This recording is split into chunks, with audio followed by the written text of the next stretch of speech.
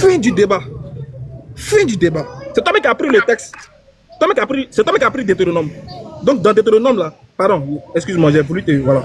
Dans Deutéronome là, j'étais. C'est que j'ai serré ton cou dans Deutéronome. On n'est pas allé ailleurs, on est resté dans Deutéronome. Voilà. Donc, comme dans Deutéronome, si Dieu, un prophète annonce, si Dieu t'annonce quelque chose, si un prophète annonce un Dieu, mais qui a des caractéristiques décrites dans la Bible, par exemple, un homme, la figure d'un homme, une idole, le soleil, la lune, c'est faux. Alors que demain au défi maintenant, le prophète a parlé. Est-ce que le Dieu que le prophète a annoncé là, il ressemble à ça? Tu dis,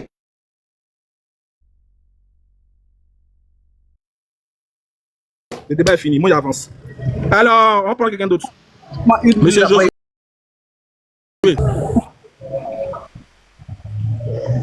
Ah, Boy, t'as là. Fouille, dégagez. On avance. Qui d'autre?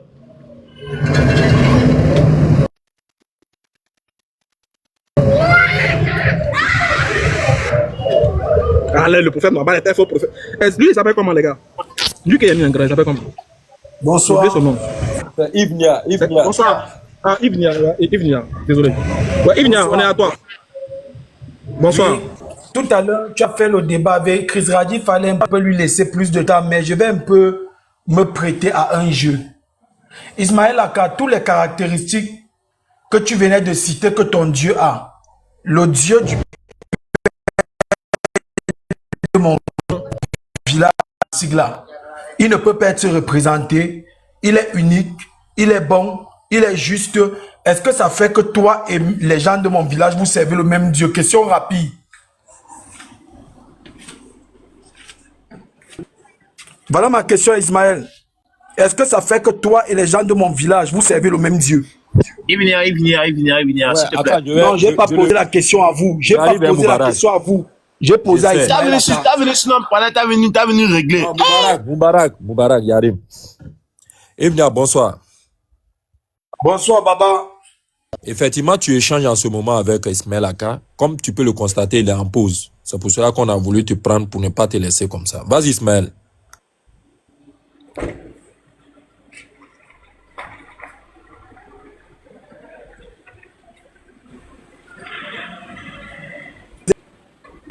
Désolé, il était en ligne avec quelqu'un. Quelqu'un m'a appelé, désolé.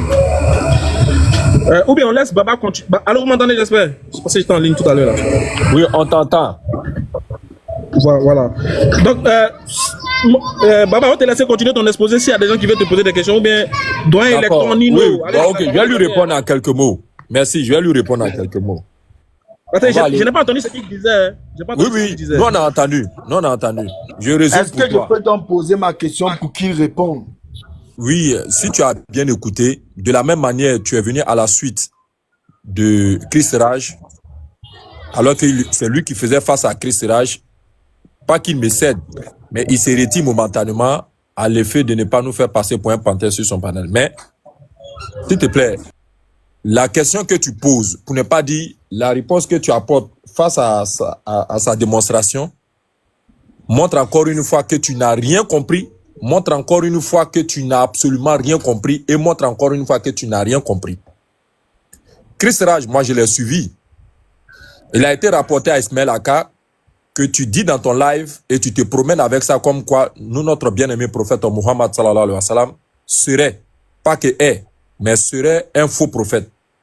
Quels sont tes arguments sur lesquels tu t'appuies pour conclure une telle affirmation? Chris Raj dit que pour ce faire, voici ma démarche. Je suis croyant, j'ai un livre de foi qui est la Bible. La Bible m'a déjà averti sur les signes que doit présenter un faux prophète. Parmi ces signes-là ne sont pas des signes non cumulatifs, ce sont des signes cumulatifs. Ça veut dire que si l'un fait défaut, c'est fini, on n'a plus besoin de vérifier les autres signes. Donc quand il rappelle à travers différents chapitres de Deutéronome, Ismaël Aka, pour mettre fin au débat, tire un seul critère. Comme je t'ai dit, les critères énoncés par votre livre de foi pour reconnaître un faux prophète sont des critères cumulatifs. Et donc, il sort le seul critère qui est l'appel vers un faux Dieu. Et il le ramène dans son livre de foi pour dire, allons-y s'entendre sur ce que c'est qu'un faux Dieu. Et ensemble, ils se sont entendus ce que c'est qu'un faux Dieu. À l'application maintenant de ce qu'ils se sont entendus là-dessus, on vient maintenant pour voir, est-ce qu'en l'espèce, le prophète a fait ça? Son co-débatteur ou celui avec qui il échangeait, ils ont conclu qu'effectivement, il ne le faisait pas. Donc, fin de débat. Il n'y a plus raison de continuer à vérifier les autres critères. Ça fait un. Ça, De deux, j'arrive s'il te plaît. Oui, tu peux trouver ça terrible. De deux, quand toi tu viens, tu dis oui, Ismaël Aka, c'est bien beau, ta démonstration peut être juste, mais j'ai vu que tu n'as pas laissé Chris Raj continuer. Il fallait juste lui laisser un peu de temps et tu allais voir qu'il allait te déconstruire. Et comme Dieu merci, tu m'as donné la parole, permets-moi que je puisse m'inscrire dans cette continuité-là. Et donc, Ismaël Aka, l'argument que tu as pris, qui est que le Dieu des enfants d'Israël est un Dieu ceci, est un Dieu cela, est un Dieu cela, je peux aussi te sortir ce même argument. Le Dieu de moi, mon père au village, a les mêmes caractéristiques que le Dieu qui est décrit dans la Bible. Est-ce que c'est ça qui est ta conclusion, Yves-Nia?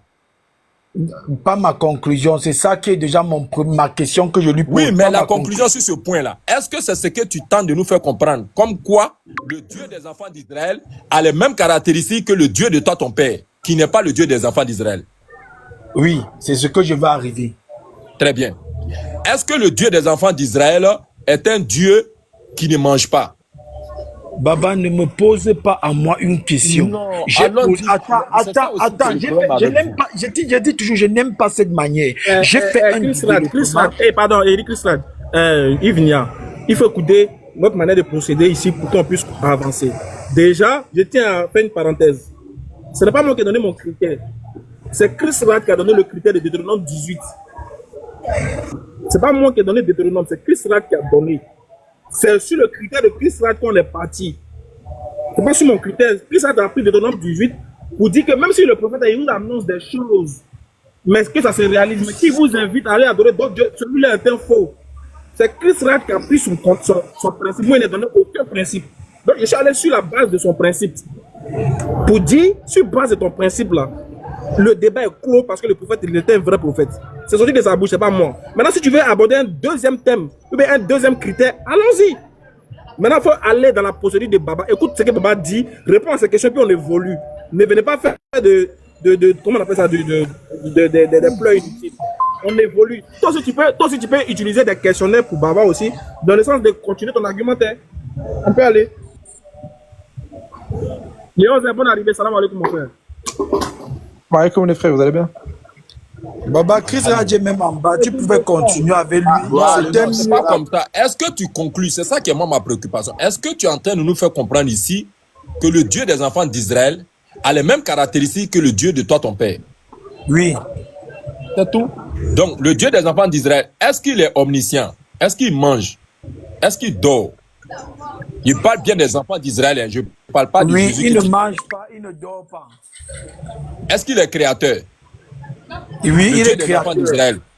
Oui, il est créateur. Est-ce que le Dieu de toi, ton père, là, est créateur? Il est créateur. Qu'est-ce qu'il a créé? Tout ce qui existe, c'est lui qui a créé. Dans ce cas, le Dieu des enfants d'Israël a créé quoi alors?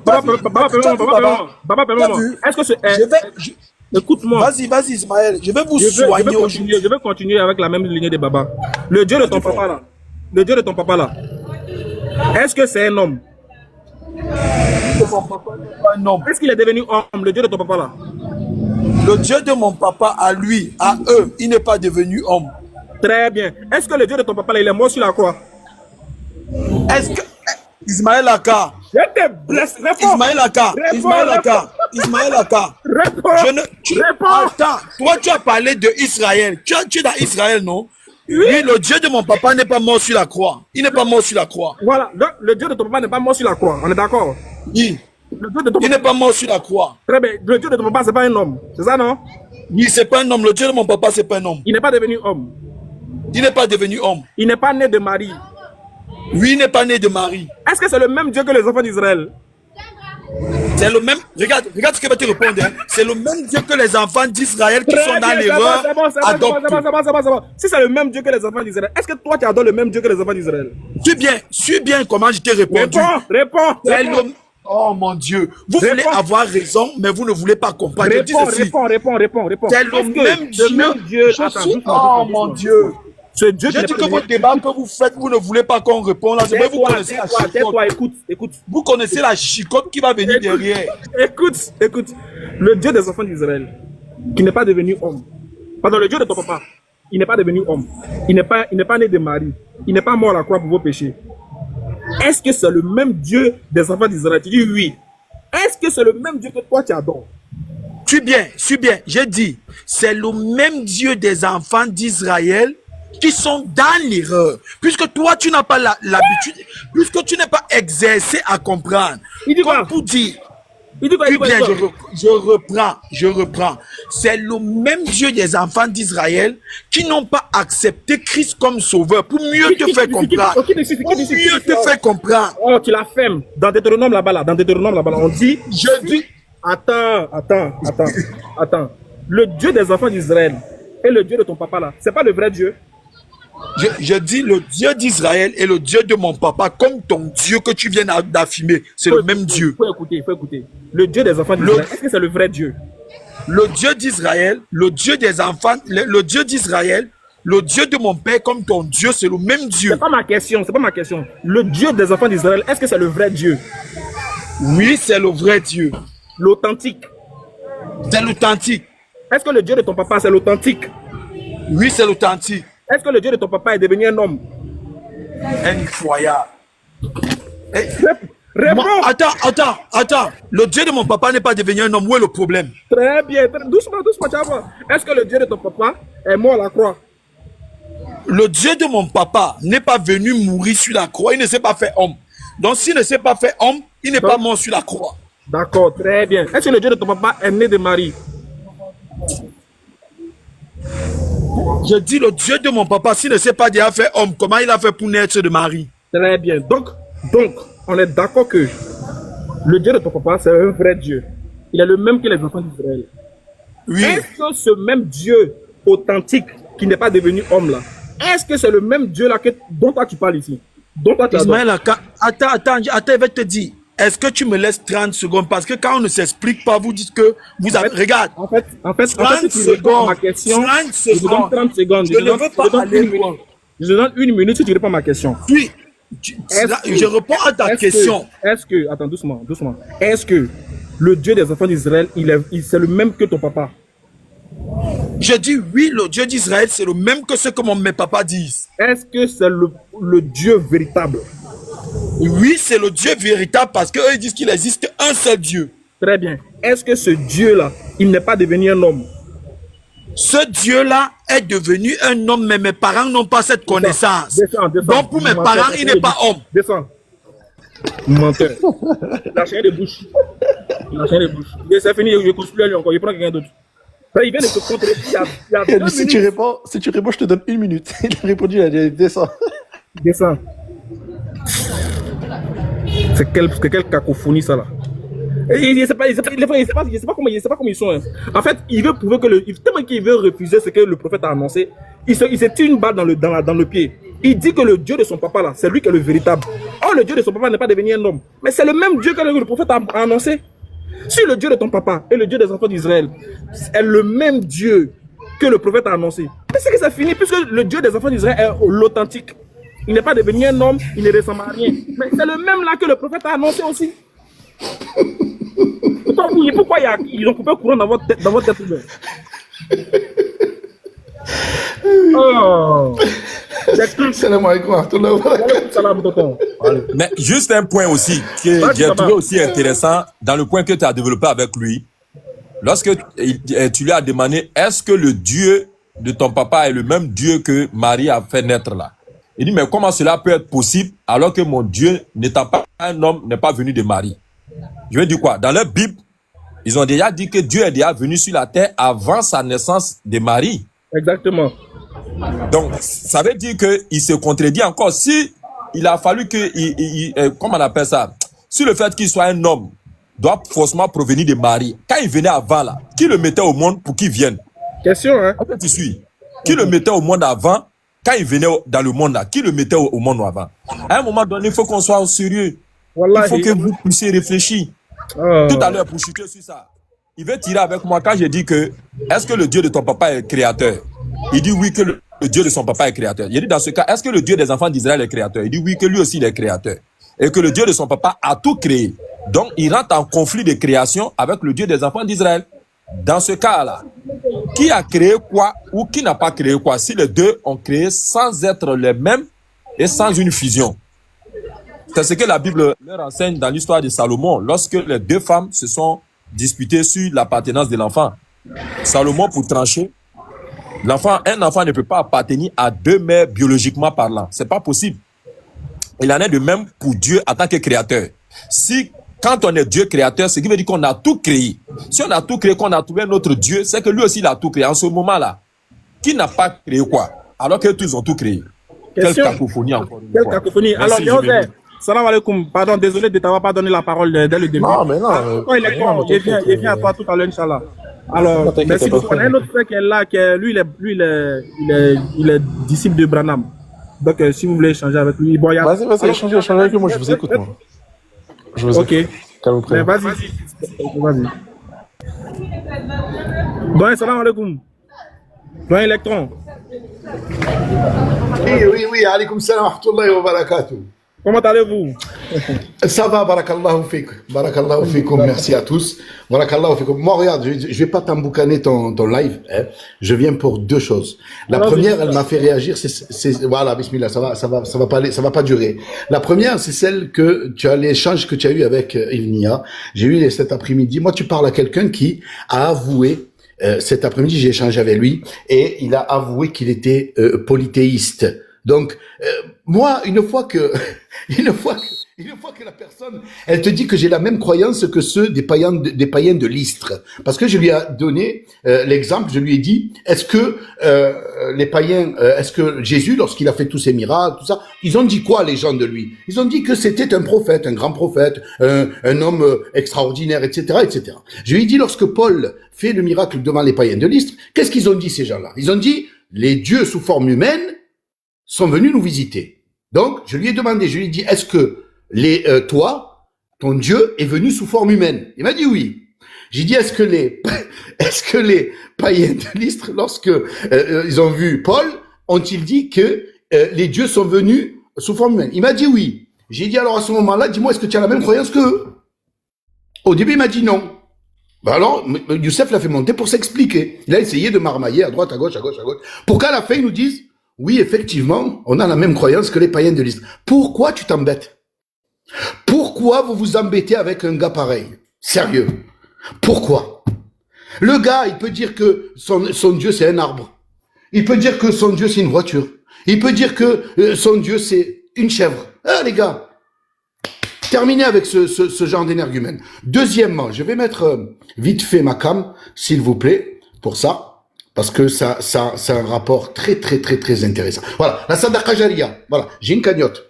La Sadaqa Jariya pour les puits et les Hafiz al-Quran. Elle est en cours. Elle est là. Elle est prête. Donc, sachez que ce que vous allez faire dans ce bas-monde va vous être retenu jusqu'au jour de la rétribution. À chaque fois que quelqu'un va boire, que va dire Bismillah, quelqu'un va remercier les personnes qui ont fait.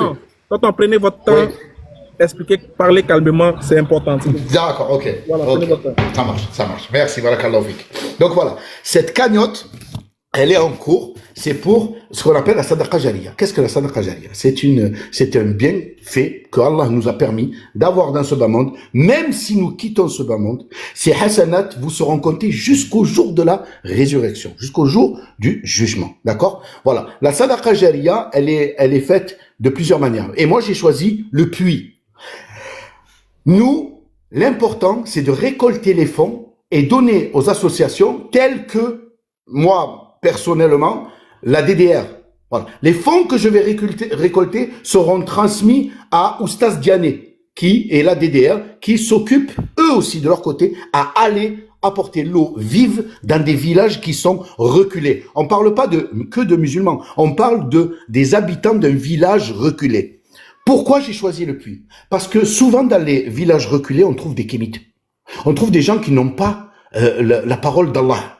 D'accord? Et donc, par le biais de cette Sadaqa Jariya, C'est apporter en même temps et expliquer que nous, musulmans, voilà ce que Allah nous a donné et voilà ce qu'il nous a préconisé. C'est pour apporter la parole d'Allah en même temps. Et peut-être, Allahu alam, peut-être que ces gens-là vont se convertir. C'est tout ce qu'on veut. En même temps, d'une pierre deux coups, nous, à chaque fois que nous allons, à chaque fois que ces gens-là vont remercier, ils vont remercier Allah, ils vont remercier les gens qui ont fait, eh bien, tout ça, toutes ces hasanats vont vous être comptées à vous, même si vous n'êtes plus de ce bas monde. Deuxième point d'attaque, c'est les hafiz al-Qur'an. Hafiz al-Qur'an, c'est pour les enfants, pas les adultes, les enfants. Parce que ces petits bouts de chou-là, qui sont en train d'apprendre et réciter le Coran par cœur, hein, ces petits bouts de chou-là, c'est pour leur apporter notre soutien. Livres, cahiers, habits peut-être, tapis, Coran. C'est des enfants, peut-être même des jouets, des ballons. Hein, les garçons là qui jouent, ils ont des récréations eux aussi. Eh bien, ils ont besoin peut-être de ballons, hein, pour s'évader un petit peu. Mais nous, c'est pour leur apporter notre soutien. Car ces petits enfants là, le Coran qu'ils vont apprendre là, ils vont le rediffuser encore. Plus tard. Peut-être que ça va être des grands imams. Peut-être que ça va être des savants. Peut-être que ça va être des oustades aussi. Donc, voilà le combat que je mène en ce moment. La cagnotte est là. Les liens sont là. Il faut aller dans ma bio. Combattons du mieux que nous pouvons dans le chemin d'Allah. Et moi, ce qui m'intéresse beaucoup, c'est cette sadaqa jariya. Que nous allons, les puits que nous allons mettre dans les villages reculés là, où les gens ils ont besoin de marcher 30 km, 40 km, marcher pour 5 bidons ou 4 bidons d'eau pour leur journée. Et des fois ils le font 2 fois par jour. Pensons à ces gens-là. Et un dernier point, s'il vous plaît, un dernier point. Vous savez qu'il y a des frères et des sœurs qui sont décédés, qui sont partis, hein, et qui n'ont pas d'enfants, n'ont pas de famille. La sadaqa jariya, elle peut être attribuée à quelqu'un qui est parti.